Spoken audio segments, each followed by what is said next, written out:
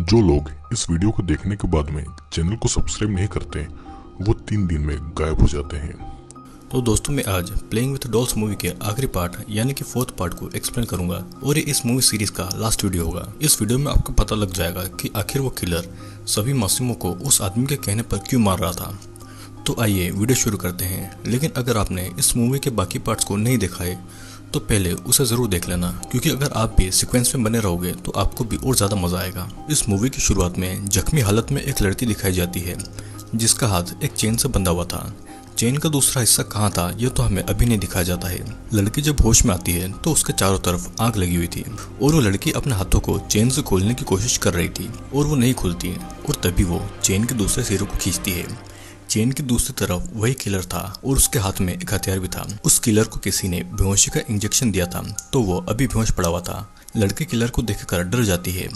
फिर वो धीरे धीरे चुपके से किलर के पास उस चेन की चाबी लेने जाती है और फिर किसी तरह वो किलर के हाथ से चाबी लेके अपने हाथों को चेन से खोल रही थी कि तभी अचानक से किलर को होश आ जाता है और वो किलर उस चेन को अपनी तरफ खींच रहा था। लड़की भी धीरे धीरे चेन के साथ उस किलर के पास में खींचते चली जा रही थी। उस जंगल में हर तरफ कैमरास लगे हुए थे और ये सब वो अमीर आदमी अपने लैपटॉप में देखकर एंजॉय कर रहा था। यहाँ लड़की खुद को बचाने के लिए चाबियों से अपने आप को छुड़ाने की कोशिश कर रही थी, लेकिन तब वो किलर वहां पर आकर उस लड़की को बेहोश करके अपने साथ में कहीं पर ले जाता है। वो किलर फिर लड़की को एक जगह पर ले जाकर लेटा देता है और उसके शर्ट के बटन खोल देता है। इस सीन के पैरेलल उस जंगल के रेस्ट्रिक्टेड एरिया में कोई आदमी घुस आया था।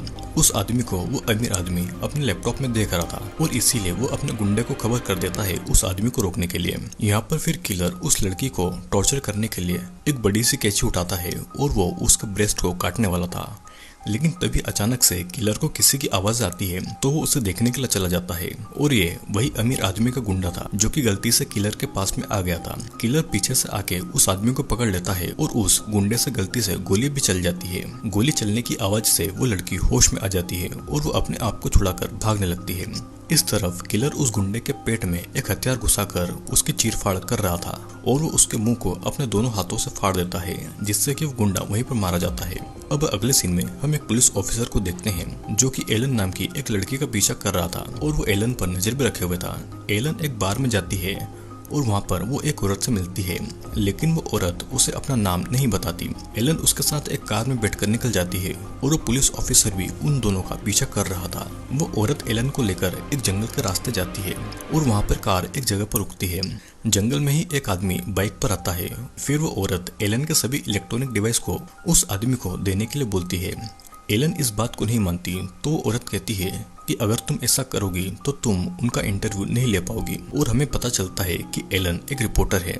वो औरत कहती है कि किसी को भी यहाँ की लोकेशन नहीं मिलना चाहिए और इसीलिए तुमको सारे इलेक्ट्रॉनिक डिवाइसेस हमें देना ही होंगे। एलन के पास में कोई भी ऑप्शन नहीं होता और इसी कारण से एलन अपने सारे इलेक्ट्रॉनिक डिवाइसेस उस आदमी को दे देती है, क्योंकि उसके लिए ये इंटरव्यू उसके करियर के लिए बहुत ज्यादा इंपॉर्टेंट था। फिर हम ये भी देखते हैं कि वो औरत अपने वॉकी टॉकी पर किसी को बोल रही थी कि तुम शूट मत करना, मैं उस रिपोर्टर को लेकर आ रही हूँ। दूसरी तरफ एक रेड रूम में वही किलर दिखाया जाता है और वो वहाँ पर अपने शिकार को ढूंढ रहा था। उसका शिकार उस रूम में छुपी हुई एक लड़की थी। वो लड़की खुद को बचाने के लिए अपने हाथ की चेन को खोलने की कोशिश कर रही थी और वह किसी तरह से उस चेन से आजाद हो जाती है।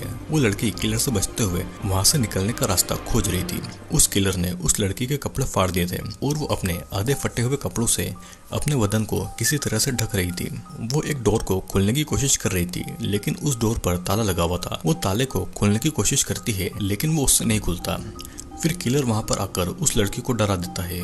लड़की वहां से भागती है और किलर उसके पीछे चला जाता है। फिर वो लड़की खुद को बचाने के लिए एक हैमर को उठा लेती है, जिससे कि वो किलर पर वार करती है, लेकिन किलर के सामने वो नाजुक सी लड़की ज्यादा देर नहीं टिक पाती। किलर उस लड़की को पकड़ लेता है और खुद को बचाने के लिए वो लड़की बहुत कोशिश करती है, लेकिन किलर उसी हैमर से लड़की के मुंह पर मारकर उसका मुंह पूरी तरह से डिस्ट्रॉय कर देता है, जिससे कि वो लड़की वहीं स्पॉट पर ही मारी जाती है। जंगल में हमें वही पुलिस ऑफिसर दिखाया जाता है जो कि एलन का पीछा करते करते वहां पर आया था। वो देखता है कि एलन की आंख पर पट्टी बंधी हुई है और उसे गाड़ी में बिठाकर एक लाल लाइट वाले रूम में ले जाया जा रहा था। वहाँ पर एलन को कपड़े बदलने को कहा जाता है और ये बात एलन को काफी ज्यादा अजीब लगती है।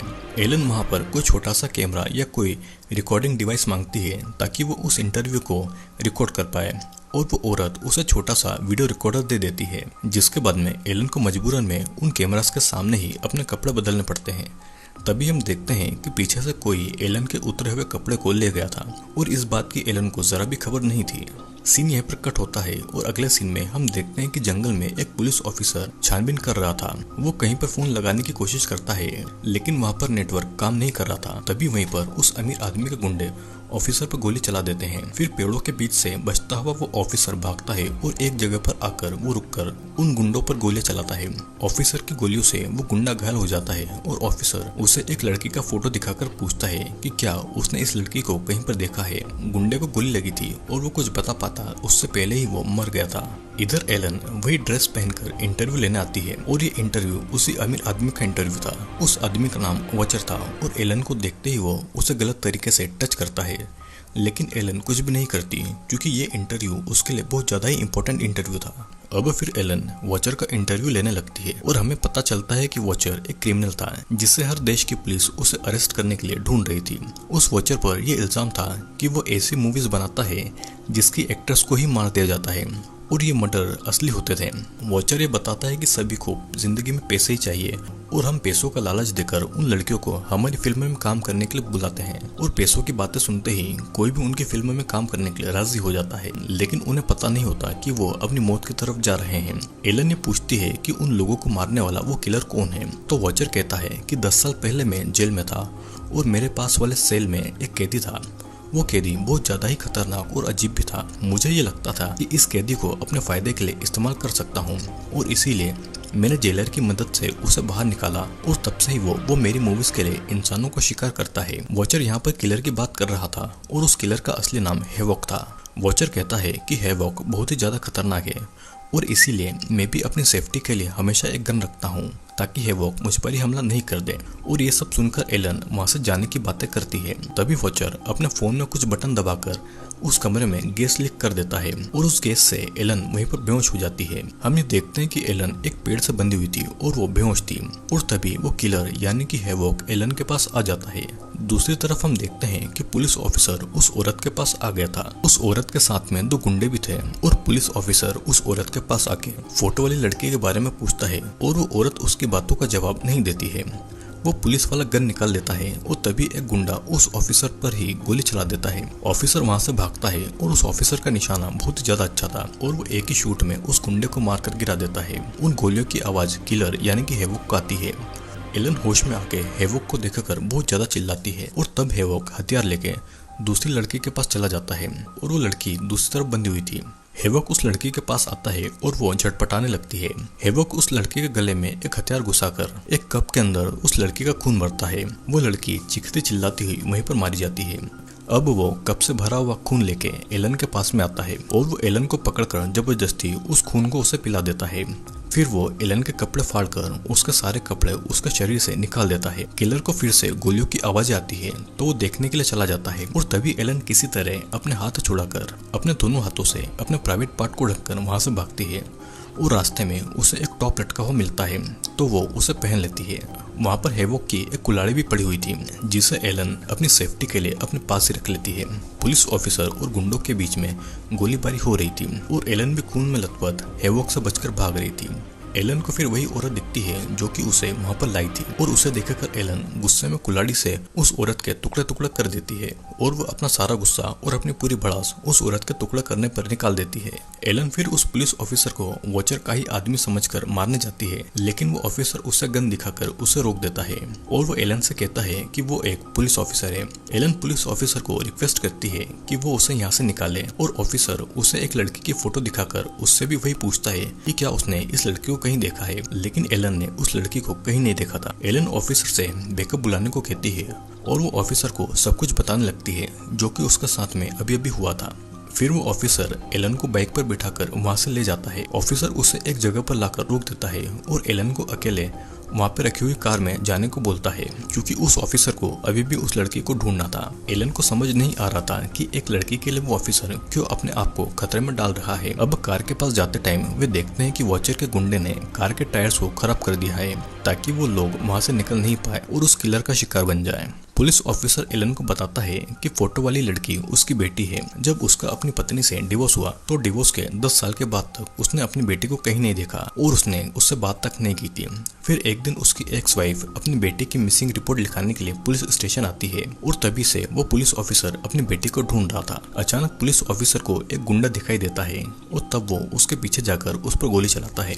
इस तरफ किलर एक दूसरी बंधी हुई लड़की के पास जाता है और वो उसे एक मास्क पहना देता है और खुद भी एक इंसान की खाल को ओढ़ लेता है। अचानक से हैवॉक को एलन और पुलिस ऑफिसर भागते हुए दिखाई देते हैं और वो एक हथियार लेकर उनके पीछे चला जाता है। इधर एलन और पुलिस ऑफिसर गोलियों से बच रहे थे। वो ऑफिसर एलन को टूटी फूटी कार में छुपा देता है और अकेले गुंडे से लड़ने चला जाता है और एक ही गोली में वो गुंडे को मार डालता है। हैवॉक फिर उसी कार के पास जाता है जहाँ पर एलन छुपी हुई थी। एलन किसी तरह अपनी सांसों की आवाजों को रोक रही थी ताकि हैवॉक उसे सुन न ले। हैवॉक उस कार को खोलता है लेकिन तब तक एलन दूसरी तरफ से निकलकर भाग चुकी थी। हैवॉक फिर एलन के पीछे जाता है और एलन फिर एक ड्रम में छुप गई थी और किलर उसे देख लेता है। वो एलन को पकड़ने वाला था कि तभी एलन वहां से भाग जाती है। अब पुलिस ऑफिसर भी एक ही गोली में उस आखिरी गुंडे को भी मार डालता है और फिर वो ऑफिसर उस गुंडे की गन भी उठाकर बाकी सभी को भी मार डालता है। एलन भागती हुई एक नदी की तरफ जाती है और पानी में उतर जाती है। वो हैवॉक से बचने की बहुत कोशिश करती है लेकिन वो बच नहीं पाती और हैवॉक उसे पकड़कर पानी से घसीटता हुआ बाहर निकलता है। वो एलन के पेट में एक हथियार से वार करके उसे काट देता है और फिर वो उसके पेट को काटकर उसके पेट से एलन की सारी अंतड़ियों को बाहर निकालता है जिससे कि एलन तड़प तड़प कर वहीं पर मर जाती है। पुलिस ऑफिसर उस बंधी हुई लड़की के पास जाता है और उससे होश में लेकर आता है। वो लड़की उससे मदद मांगती है। वो ऑफिसर उसे अपनी बेटी का फोटो दिखाकर उसके बारे में पूछता है और वो लड़की कहती है कि एक हफ्ते पहले उसे यहाँ पर लाया गया था और उसे ये भी कहा गया था कि उसके पिता उसको बचाने के लिए यहाँ पर आएंगे। वो ऑफिसर उस लड़की को आजाद करके उसे एक जगह पर लिटा देता है और वो लड़की को उसकी बेटी की लोकेशन भी बता देती है। ऑफिसर उस लोकेशन की तरफ जाता है अपनी बेटी को ढूंढने के लिए और तब वो लड़की वहाँ से उठकर भागने लगती है। ऑफिसर देखता है कि उसकी बेटी को किलर ने एक जगह पर बांध कर रखा हुआ है और ये वही लड़की थी जिसे फिल्म की शुरुआत में हमने देखा था। किलर को अपनी बेटी के पास देखकर ऑफिसर अपने हथियार डालकर किलर के पास आ जाता है और किलर भी अपने हथियार फेंककर ऑफिसर से लड़ने आ जाता है। दोनों फिर बहुत देर तक एक दूसरे से लड़ते हैं और कोई भी किसी से कम नहीं पड़ रहा था। दोनों बराबर के ताकतवर थे लेकिन ऑफिसर धीरे धीरे किलर की मार से हार रहा था। वो किलर ऑफिसर का गला दबाने लगता है और वो एक पत्थर उठाकर ऑफिसर किलर के पैर पे मारता है जिसके बाद में वो उसके सर पर मारता है और किलर बेहोश हो जाता है। ऑफिसर अपनी बेटी के पास आता है और किलर खुद को संभालकर धीरे धीरे खड़ा हो रहा था। ऑफिसर अपनी बेटी का हाथ खोलता है और वो अपनी बेटी को होश में लेकर आता है। उसकी बेटी अपने पिता को देखकर बहुत ज्यादा खुश होती है। ऑफिसर अपनी बेटी से आखिरी बार मिलता है और कहता है कि मैं तुमसे बहुत ज्यादा प्यार करता हूँ।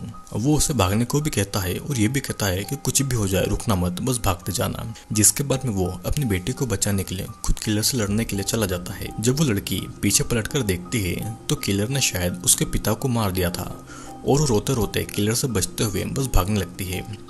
किलर भी उसका पीछा नहीं छोड़ता और हथियार लेकर उस लड़की को मारने के लिए उसके पीछे आता है। ये सब लैपटॉप में वो वॉचर देख रहा था और एक गुंडा उस लड़की को मारने के लिए बंदूक उठाता है लेकिन तभी किलर हैवॉक वहां पर आकर उसके सर के टुकड़े कर देता है। वो लड़की अपनी जान बचाकर बस भाग रही थी और इसी के साथ में ये मूवी यहीं पर एंड हो जाती है। तो दोस्तों ये था प्लेइंग विद डॉल्स मूवी का आखिरी पार्ट। तो इस पार्ट के जरिए आपको पता लग गया होगा कि आखिर कौन था वो किलर और वो आदमी और क्यों उसे सभी को मारने में मजा आता था। आई होप दोस्तों आपको वीडियो अच्छा लगा होगा। वीडियो अच्छा लगा हो तो लाइक शेयर और कमेंट जरूर करना और अगर आपने बाकी के पार्ट्स नहीं देखे हैं तो उन्हें भी जरूर देख लीजिएगा। तो अब हम मिलेंगे किसी और वीडियो के साथ में।